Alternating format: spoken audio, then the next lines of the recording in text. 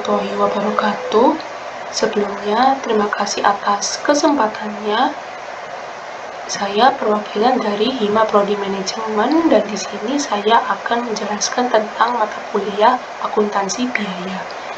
Untuk yang pertama ada soal pilihan ganda. Nomor 1, analisis biaya volume laba atau CVP. Analisis adalah sebuah alat yang menghubungkan kaitan antara biaya, volume, dan profit dari suatu perusahaan dengan fokus kepada 5 hal, kecuali D. Total penjualan. Yang kedua, titik impas adalah titik di mana kecuali C.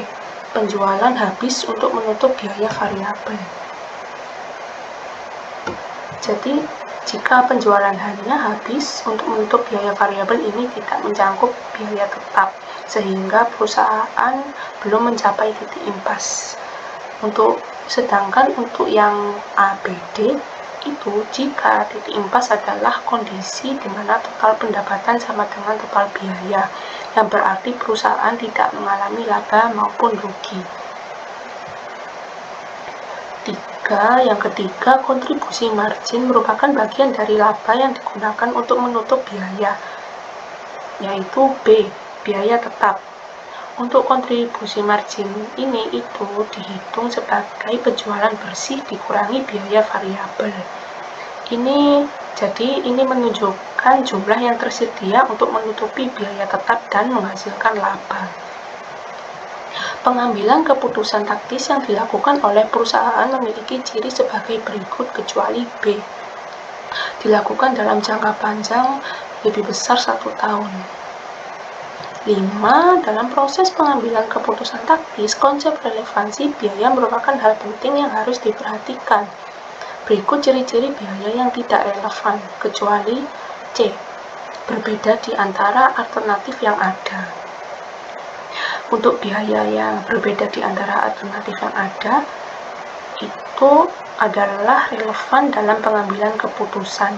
Sedangkan biaya masa lalu, biaya yang sudah terjadi, dan biaya tertanam adalah tidak relevan. Selanjutnya nomor 6, berikut analisis kualitatif dari pengambilan keputusan taktis pesanan khusus kecuali D. Jika kapasitas sudah penuh, tidak perlu diterima. Berikut ini adalah beberapa faktor yang harus diperhatikan dalam penetapan harga jual produk di pasaran, kecuali yang D. Pertimbangan organisasi. Strategi pemasaran perusahaan, kualitas dan inovasi produk, serta harga pesaing adalah faktor-faktor yang umum dipertimbangkan dalam penetapan harga jual produk. Jadi untuk pertimbangan organisasi ini itu biasanya tidak langsung terkait dengan penetapan harga jual produk. Selanjutnya nomor 8, metode penentuan harga jual produk dengan mengkombinasi antara harga jual dan volume penjualan yang paling menguntungkan disebut dengan metode B. Maksimalisasi laba. Selanjutnya 9, metode penentuan harga transfer yang dianggap paling independen adalah metode D, berdasarkan harga pasar. Selanjutnya yang terakhir nomor 10, pada metode berdasarkan harga pasar, harga transfer dari sisi penjual dengan kondisi tidak terdapat kehilangan penjualan adalah lebih besar atau sama dengan B. Biaya variabel per unit. Dalam kondisi tidak terdapat kehilangan penjualan, harga transfer biasanya ditetapkan pada tingkat yang menutupi biaya variabel per unit atau lebih. Untuk memastikannya itu bahwa penjual setidaknya menutupi biaya variabel yang terkait dengan produk tersebut. Oke, selanjutnya di sini ada soal esai. Yang pertama ada PT Hazelnut memproduksi berbagai produk minuman aneka rasa yang dijual dalam kemasan botol 500 ml sebanyak 15 unit pada tahun ini dengan harga 4.000 per botol. Total margin kontribusi sebesar 45 juta dan total biaya tetapnya ini 30 juta. A. Hitung BEP rupiah dan BEP unit lemon tea.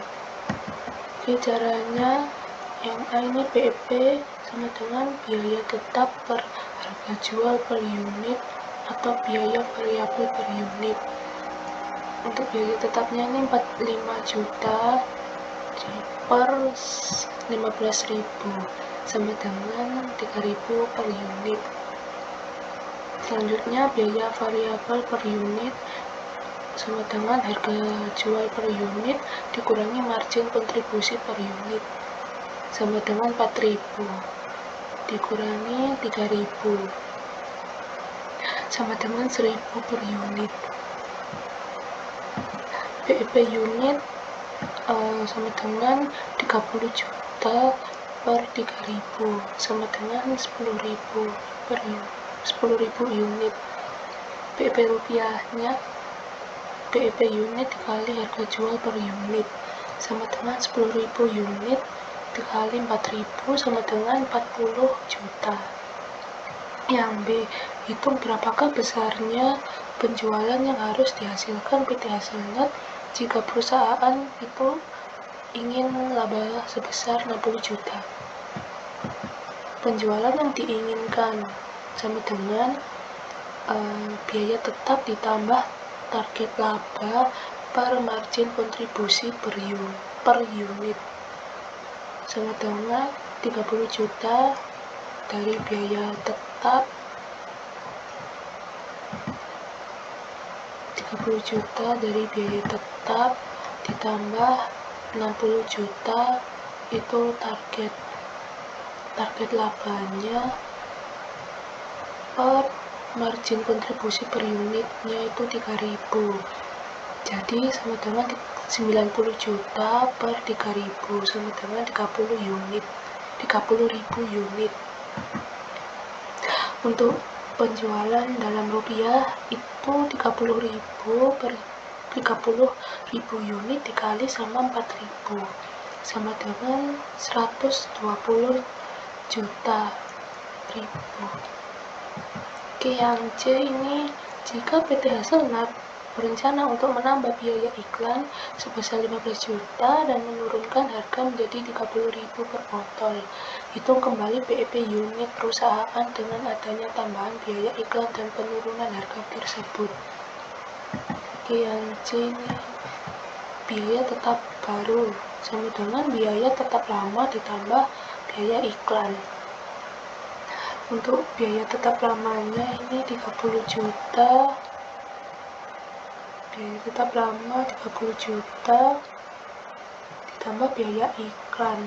Biaya iklannya 15.000, biaya iklan 15.000 jadi sama dengan 45 juta, dijumlah hasilnya 45 juta. Biaya variabel per unit sama dengan harga jual baru per margin kontribusi per unit sama dengan 3.000 dikurangi 3.000 sama dengan 0 rupiah per unit. Selanjutnya untuk BEP unit barunya itu biaya tetap baru per harga jual baru dikurangi sama biaya variabel per unit. Untuk biaya tetapnya tadi 45 juta per dibagi harga jual barunya yaitu 3.000 dikurangi biaya variabel per unitnya itu biaya variabel per unit 0 rupiah sama dengan 45 juta dibagi 3.000 sama dengan 15.000 per unit, 15.000 unit. Oke, selanjutnya nomor 2. PT Enak Lezat memproduksi makanan ringan yang dipasarkan di dalam dan di luar kota. Setiap unit makanan ringan itu 15.000 dan perusahaan mendapatkan konsumen baru dari daerah lain itu ingin membeli produk sebanyak 2.000 unit dengan harga 9.500. Untuk kapasitas produk perusahaan itu 12 unit. Namun karena permintaan pasar yang sedang lesu, perusahaan saat ini memproduksi 9.000 unit. Untuk struktur biaya per unit untuk membuat makanan ringan itu ada biaya bahan langsung, BBL-nya 1.800, biaya TKL 2.700, biaya overhead variabel 1.600, dan biaya overhead tetapnya 1.800.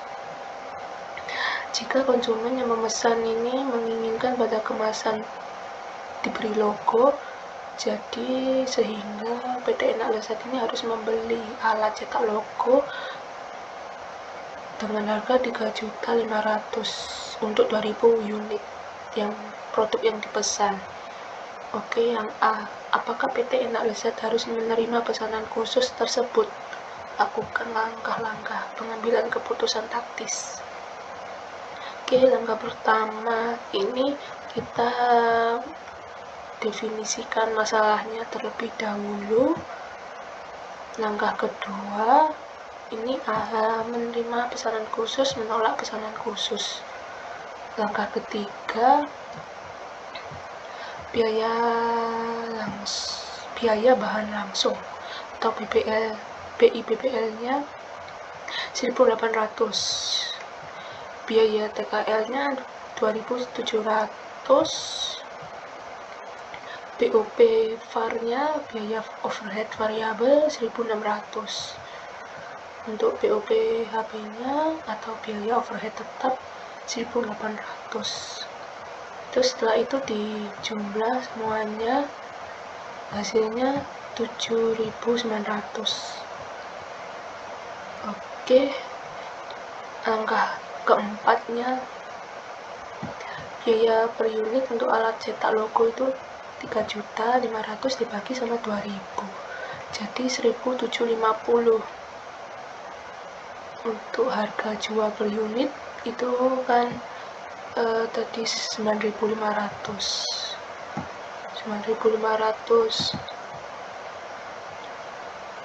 Terus selanjutnya biaya produksi tanpa pesanan.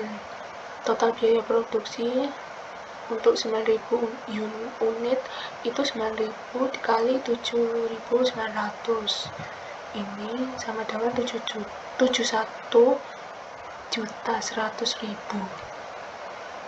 Untuk biaya produksi dengan pesanan khususnya, biaya tambahan untuk pesanan khusus alat cetak logo 2.000 dikali 1.750 sama dengan 3.500. Total biaya produksi dengan pesanan khusus 71.100.000 ditambah sama 3.500.000 sama dengan 74.600.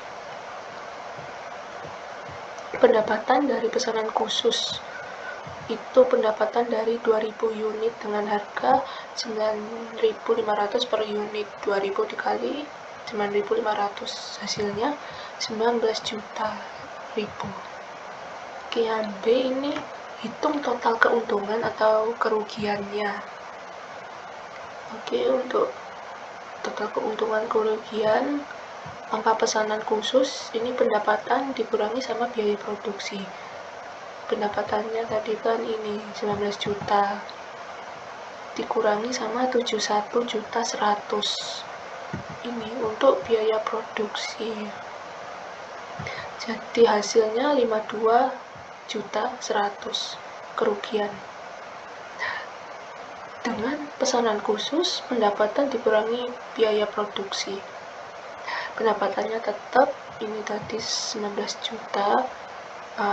Untuk biaya produksinya 74.600 juta diambil dari ini total biaya produksi.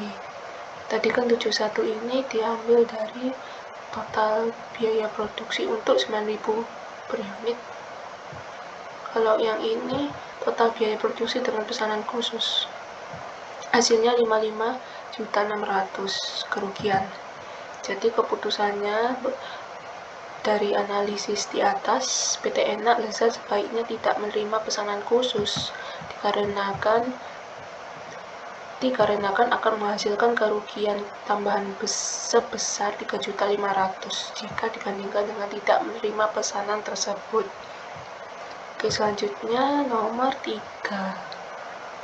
PT Aneka memiliki usaha penjualan busana dan kerajinan yang dijual di dalam dan di luar negeri.